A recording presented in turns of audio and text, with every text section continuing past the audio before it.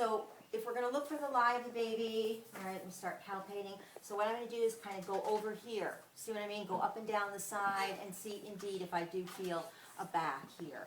And then I'm going to kind of go over here and see if indeed I do feel more water, more space, and possibly little fetal parts over here, okay? I may ballot the baby a little bit back and forth. I may ballot the baby between my hands like that, all right?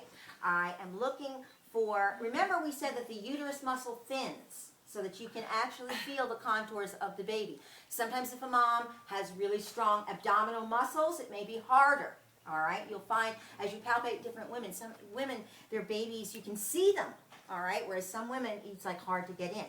So, all right, so I am pretty much feeling like this is your baby's back, all right?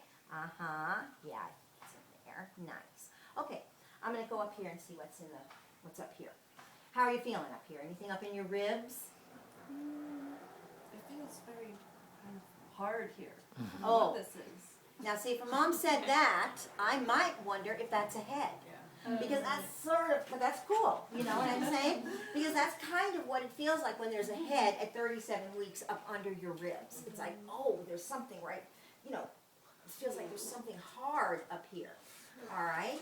Because generally speaking, the butt is smaller and it's compressible, and when a mother moves around, it kind of just goes up under, right? Remember we said that the diaphragm moves up about 4 centimeters, okay? And that actually a mother expands a bit for her other organs to be seated around the uterus.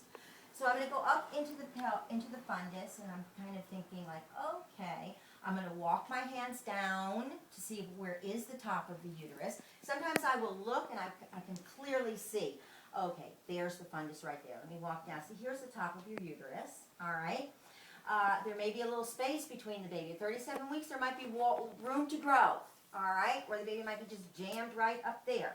Okay, so here we go. All right, so what I'm looking for is something that's a little bit lumpy. Now you might say, well, why don't you just go in the pelvic area, pubic area first and find the head, then you'll know. But I just feel like it's kind of rude to just kind of go on down there. So I'm like, okay, let me just feel. I don't feel a head here. I feel like this is solid, of course, all right, but kind of lumpy, all right? And remember what Tole was saying was that when you move the breech, the entire baby moves, as opposed to moving the head. All right, so you remember that, so you might want to move a little bit. You might have already realized that this is a breech. Why? Because you felt little legs up here when you did back side to side to side to side. Yes?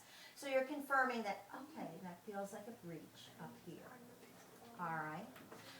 Okay. I'm going to see what's in your pelvic pubic area, all right?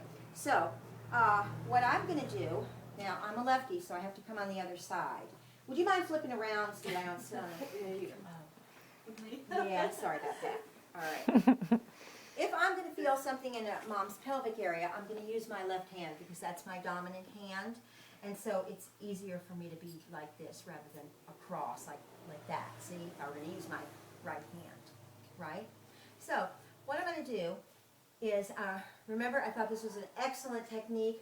Ask a mom to take a deep breath, all right, and then let it out. And that's when I might do this Pollock maneuver, because I do want to keep track of the baby's head if I'm going to be palpating, right?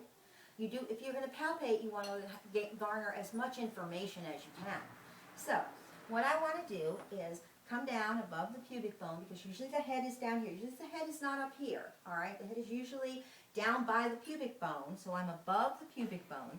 So take a deep breath, and then just go ahead and let it out.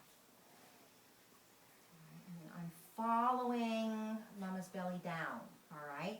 And what I'm doing is getting my hands on the baby's head like this. Oh, what a nice sized baby head. 37 weeks. Yes? See what I'm saying? Okay. All right. Now, so I have determined now the lie of the baby. I've determined what's in the fundus, what's in the pubic area, the presentation of this baby. The presentation is cephalic. Okay? The presentation is cephalic. The presenting part is the head. Now, if I wanted to determine the variety, if I wanted to determine whether this is vertex, brow, centipede, or face, I would have to know the attitude of the baby's head.